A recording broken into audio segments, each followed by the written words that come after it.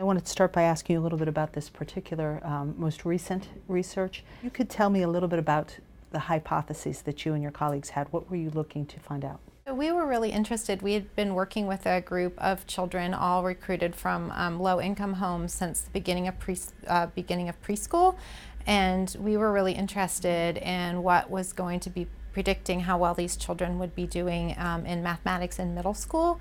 And we know a fair amount about kind of what kids from more advantaged homes were predicting, but we wanted to test and look at whether these particular early math skills would be predictive in this low-income sample. In general, the idea that children's early math knowledge is predictive of their later math knowledge is quite a strong. How much kids know about math when they come into school is actually a very strong predictor of how good they're going to be at math in middle school and high school.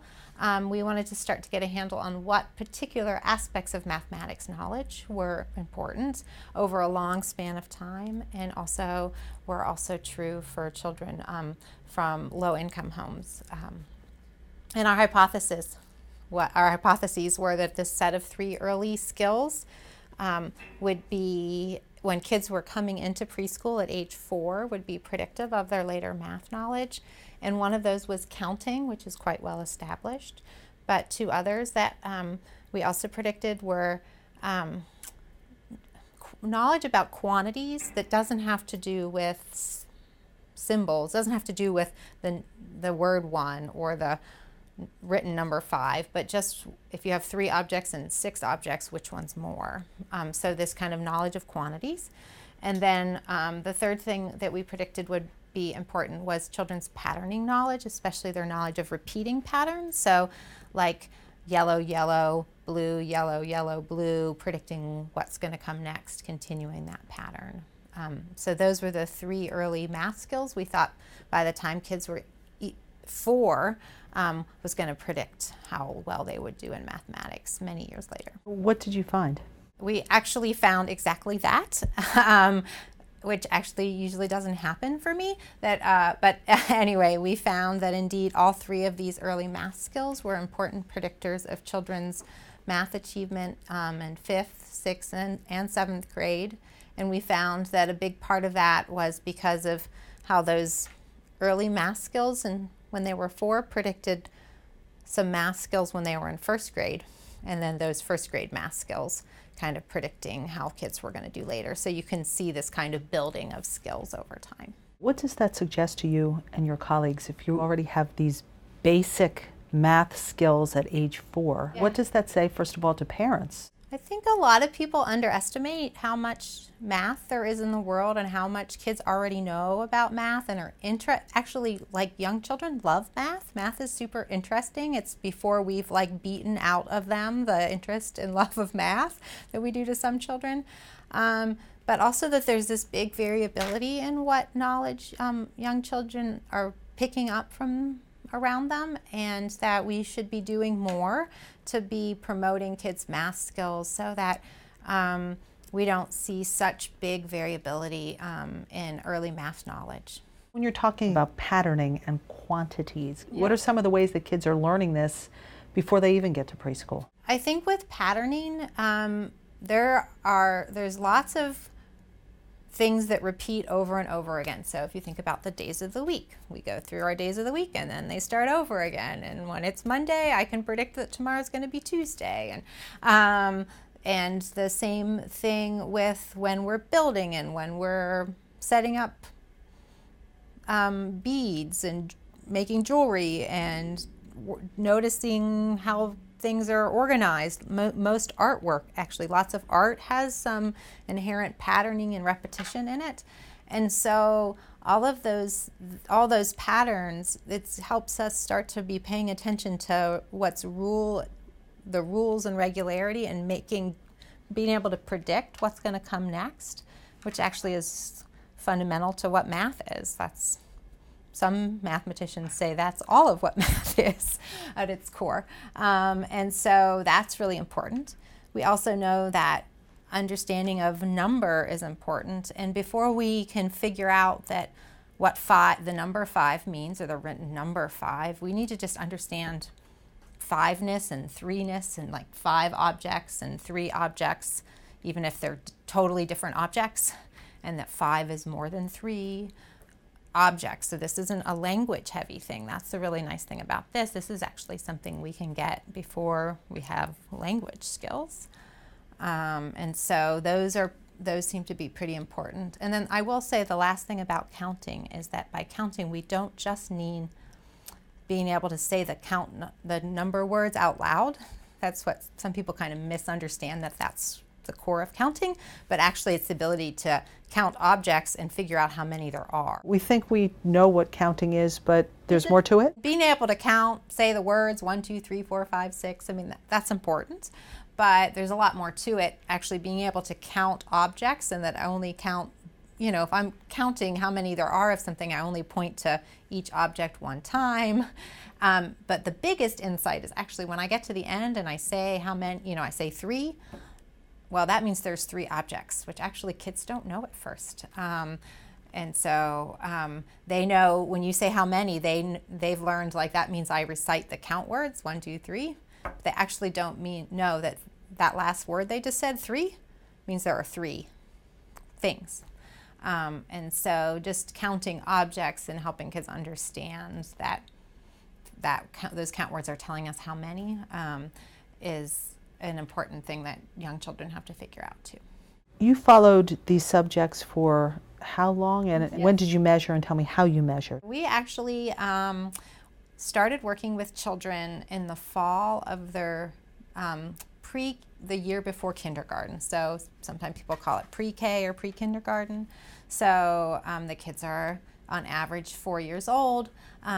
So it's that year before entering into kindergarten. So we worked with kids at the beginning of kindergarten and then the end of kindergarten. And then we assessed them again at the end of kindergarten, at the end of first grade. And then we were able to follow up these same children starting again in 5th grade. So in 5th grade, 6th grade, 7th grade, and actually we finished working with them in 8th grade as well.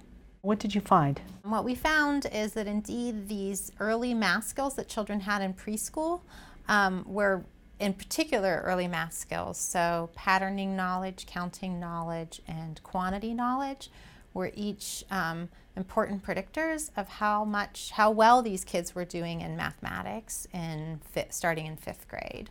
And so it's striking that these kind of early foundational skills and the kind of variations in how much children knew before they were formally in school was predicting their math knowledge many years later. What do these findings suggest? Well, they suggest that some children know a lot more about math early on, that children are actually able to think about math pretty young. They actually like to think about math, and that we should be doing things to support young children's early math knowledge. That it's not too early, and that it's important because we do see a lot of variability. It means, there's lots of differences in how much kids know, and so kids who come in not knowing much really struggle, and that doesn't kind of go away. And so this kind of early supports for math knowledge is just as important as early supports for things like literacy and reading. What can parents do? It is true in this study, I should say, that all our children were in some formal Head Start or pre-K. So they were, they weren't. These children in our study were all in some kind of formal setting, but not necessarily formal school. But obviously parents play a big role. And we have been looking at different things that parents can do to support. I think one of the maybe reassuring things for parents to know is we actually even did a study where we had some children explain some patterns to their mom, and some kids to just try to kind of explain it to themselves, work on their own, and then some kids not explain at all. And the kids who explained to their moms were the kids who learned the most, even though, and that's because we wanted to make sure it wasn't something about the moms. We actually said, moms, like, you can't help them, just listen and nod your head and smile. which was really hard for some moms. But that's the point there, is that the simple act of the mom saying, can you try to tell me why this comes next? And it's not like kids said really well thought out things. We're not expecting great explanations, but it got them to actually think about the pattern and be kind of on task instead of like talk about random things. And so one easy thing is asking children questions and then just listening is really helpful. What kinds of questions? It is true that these explaining things are easier as children are closer to 4. It's hard with a 2-year-old just because they're so limited. I mean, there's things we can do at that age too, but I probably wouldn't be getting them to explain. But things like, how could we figure out that this comes next? How could we know this? Why do you think that? So a lot of why and how questions can be a good way to just get kids to start trying to reflect on what they're doing. What else can we do? A lot of things is just like doing fun games. So please, this is not about getting your children worksheets. So I'll show some activities later, but things like when you're building with building blocks or Legos, you can easily make patterns and ask the children to do it. Make a pattern. Here I did red, red, blue on my tower. Can you do this? And now what's going to come next? What should I put next on this tower to keep that pattern going? If children like to do beading or make jewelry, lots of opportunities for that. Just to notice, like, boy, today is Monday. What's tomorrow going to be? What's the next day going to be? You're 4 now. How old are you going to be on your next birthday? So this kind of prediction tasks that we can use our knowledge to figure out what's going to come next.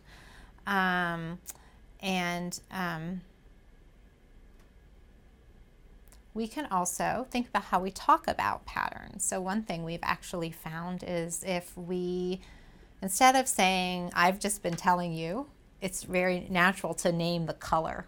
But if I say something like, oh, look, there's 2 red and then a blue, 2 reds and then a blue, this is a 2-1 pattern. Actually, that can help kids start to think about the rule that isn't so tied to the very particulars. And we found that 4-year-olds do better, or we can say, look, it's an AAB pattern. And actually, we found that when we called it an AAB pattern instead of a red, red, blue pattern, kids did better. And so at 4. And so I think that's an example where I wasn't sure that was going to work with 4-year-olds. And so even as a mom, I've learned to try things out with my kids at a younger age than I might think they can do it, because sometimes they really surprise you and they are really able to think about stuff and handle stuff. Now, sometimes you try it out and it's clear that they have no idea what you're talking about and you should just move on. But I think the idea that kids oftentimes can pick up and do and figure things out at a younger age than we expect, maybe that's the general lesson.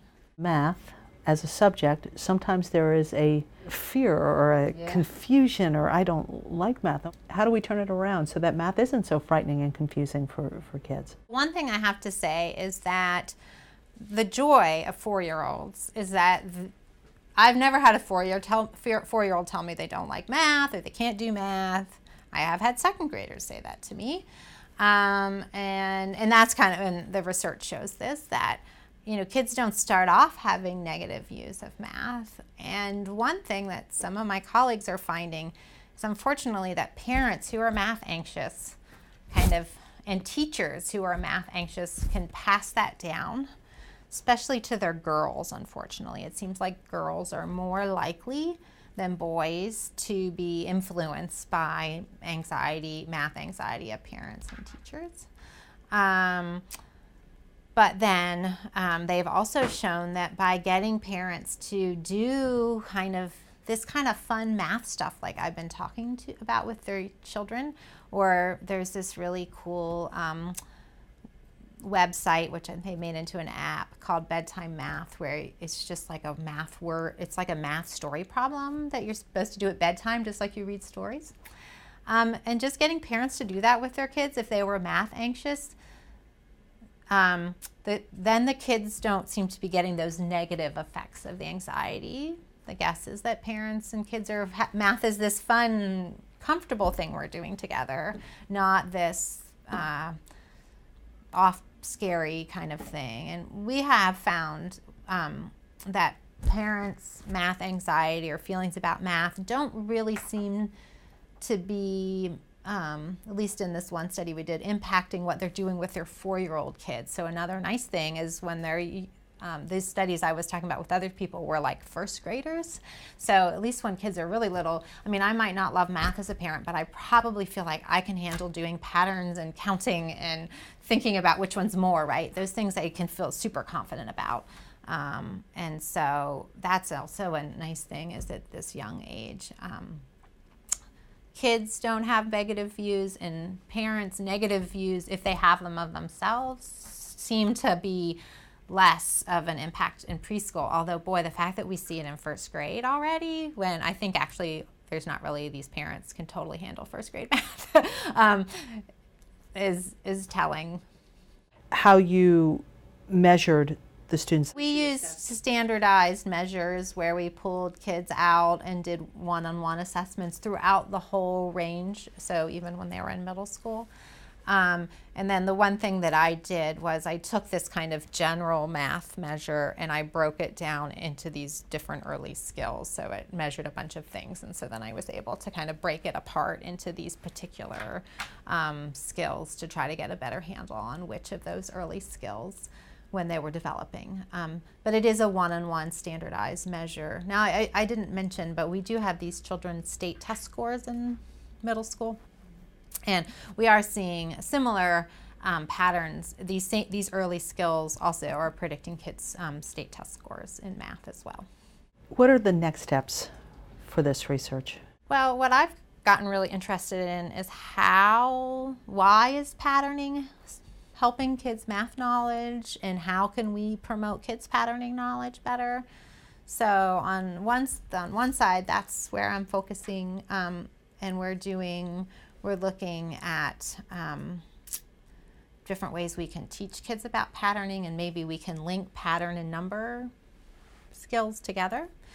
And then another end of this research is we're hoping to continue to follow these children into high school and also start to try to look at things like readiness for STEM, so science, technology, engineering, and math, so we call it STEM readiness. So how many what math and science courses are taking their math knowledge, their ACT scores. But for now, we're interested in seeing if we can try to continue to follow these students into high school and get a better understanding, especially given that most of these students are from groups that are underrepresented in STEM fields where we don't have enough, particularly African American students in our sample. We don't have enough African American students going into these STEM careers, and so if we can use these students to help us understand that better, that's another avenue we're hoping to pursue if we can get funding to do so. You could tell me a little bit about quantities and how parents can So I think for there, it's just asking kids a lot, which one's more, and all sorts of, who has, kids love to compare, especially to, who, for fairness, who has more, that's not fair, but we can do lots of which is more things, and natural times to do that is when we're playing with cards, is like cards, because in addition to the written numerals, which are probably too hard for these children, there are objects on, there's the diamonds on it, and is 4 more or 5 more. If you think about the card game War, where you're deciding, who has more, and you do the game, well, one can play that game with children, even if they don't have to understand the written numeral 5, they can look at the dots or the diamonds or whatever on the card and figure out which one's more. And so both in kind of card games, but just in life, like who has more broccoli, who has more M&Ms, who has less. Good to not just use the word more. Is it the same? How could we make it the same? But here it's just noticing quantities of things around us. Of course, kids then need support in linking that to this is 5. But even before they're ready for that, they're really ready to make comparisons of which is more from a quite young age. You just have to start with smaller numbers of objects, and then they can handle bigger and bigger numbers as they get familiar. Probably the most important thing is that you're talking to your child and engaging with them and doing things with them. And then if you can up some number and pattern related things in that in a fun way. But I want to say that it's not like, I would guess, I mean, the students we're working with, these children I'm telling you about, they're in 9th grade now. I'm going to guess that their moms would say when they were 4, I didn't know to do, to do this stuff. And some of them, it probably would have been good if they'd done more, but some of them were doing a decent amount already. And so, and not that like it's too late or you missed this window or something. It's not.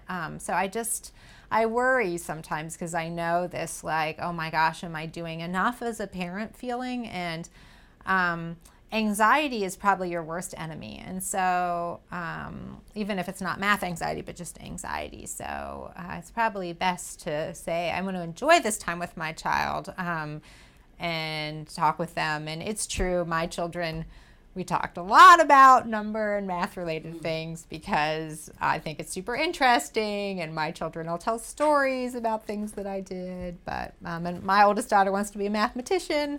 But anyways, I don't want to fuel that. There is an awful lot of focus on academics and steps that parents should take. Isn't there a benefit in just letting them play? Children need to play. There's so much advantage to that. And I think actually especially when children are in preschool, all these things that I'm talking about are things that are best done, infused into your play, into your being in the grocery store, into cooking together, into make-believe play, into building. There's so many opportunities when building with Legos and blocks and things that none of this is get worksheets. There are some fun apps out there. There are some really bad apps out there, although they're probably fine too. But that we see, the way that I think this is done well is when it's just kind of incorporated into the fun things you're doing, and that in preschools that teachers are introducing these things in math centers and they're prompting their kids to think about it, but it's not, we know that kids spontaneously make patterns. They like to make patterns. So let's talk about it. Let's push them on it. But this is not about like, oh my gosh, we need to memorize these things. And, I wasn't a parent who thought my children, I needed to know all the letters sound, like what sound every letter made before they started kindergarten. Like, what are you going to do in kindergarten? That's what you're going to do in kindergarten. And so I'm not saying sit down and get your kid to memorize this stuff. Please don't use any flashcards with your 4-year-old. But more make it, because honestly, what we really need for kids to do is to like it and to want to pay attention. And we think that one thing that happens is when we get kids, one of the reasons these early skills matter is because then they're paying attention and noticing all this rich input in the world that they don't notice without that knowledge. But if you just beat it into them, you probably are not accomplishing this goal of them, which the actual goal is, which is like, hey, this stuff is interesting. Let's keep looking for it in the world around us. Where you got your undergraduate degree, your master's, your advanced degrees. I got my bachelor's degree at the University of Virginia, and I was a psychology major. And then I went straight to a PhD program at Carnegie Mellon University, where I studied developmental psychology, and from pretty early in graduate school got interested in how children learn mathematics. And so for the last 20 plus years I've been studying how children learn math.